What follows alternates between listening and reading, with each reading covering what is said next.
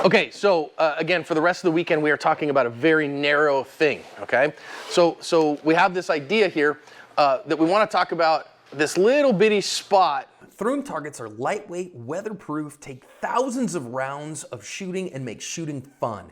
Pick up a set for your next range trip. Of everything before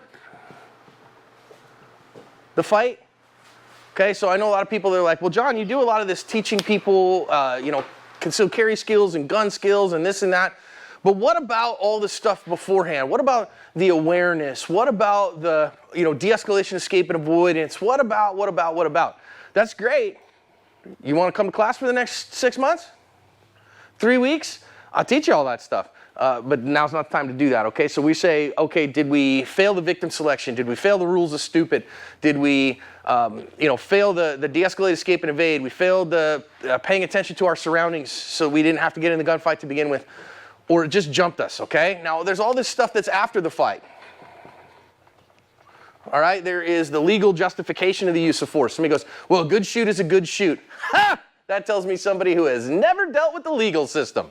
It's not a good shoot until the district attorney or the jury says so. Simple as that. I've seen people in very righteous defensive gun uses get punished with the process, okay? So there's an awful lot of this stuff that comes afterwards as well. We're not going to talk about that stuff this weekend. We are simply talking about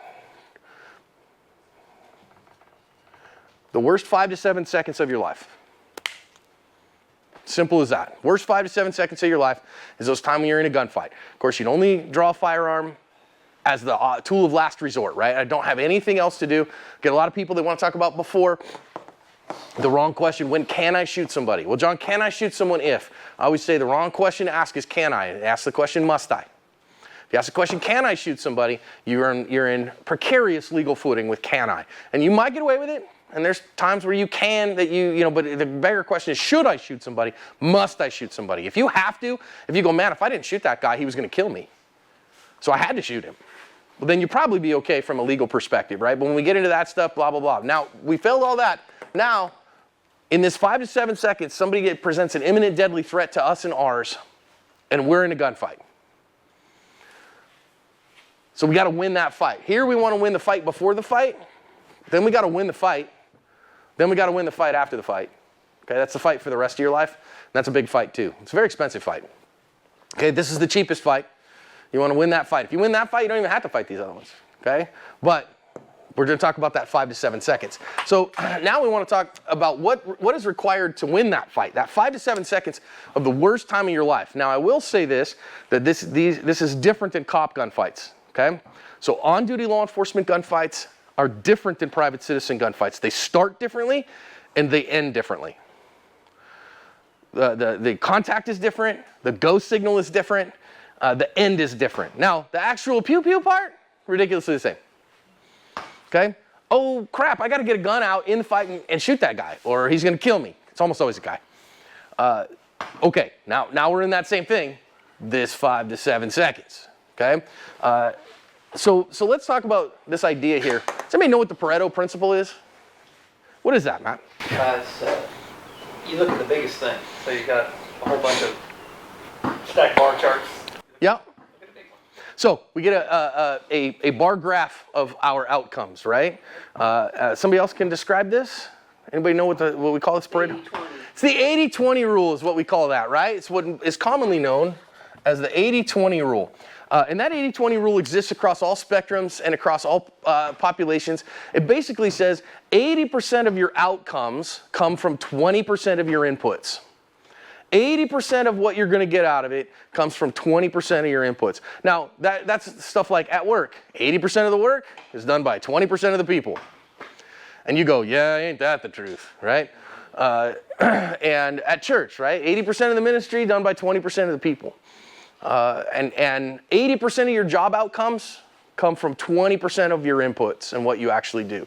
So now that being the case, if we think about that, that means, so we get 80% output for 20% input, and that means the last 20% of our output comes from 80% of our input.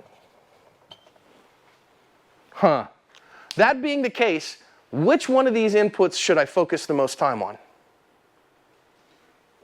Focus on this 20%. Now, I want to capture the entirety of this 80% output first, then I might want to worry about the rest of that stuff. Now, I got to ask, is the juice worth the squeeze? But if I got an 80% in my gunfight, what grade would we give that gunfight? We'd give it a B. I'll probably take a B in a gunfight. Now, if I focused instead on hay bale jumping, special forces, zip lining, room clearing, stuff that I'm never going to use, and that's that 20% of inputs, what happens if I capture every bit of this 20% first? What have I got in my gunfight? F. I got an F. So here today, we're going to focus here on this 20% of input. The few things that are so important that you absolutely need to master them. That'll get you to the B in your gunfight. Now, there are some other things that will get you from the B to the A. They'll take a lot more work. 90-10 is the next one, right? So you got to get 10 to 10 for that next 10%. And then 70% of inputs to get you that last 10%. Thankfully, most times the gunfight you're fighting is against a relatively untrained person. If you get assaulted by a gang of ninja or a highly trained spec ops veteran, tell Jesus I said hi when you meet him. That's the bottom line, okay? So we want to talk here about this 20% of input, the things you absolutely need.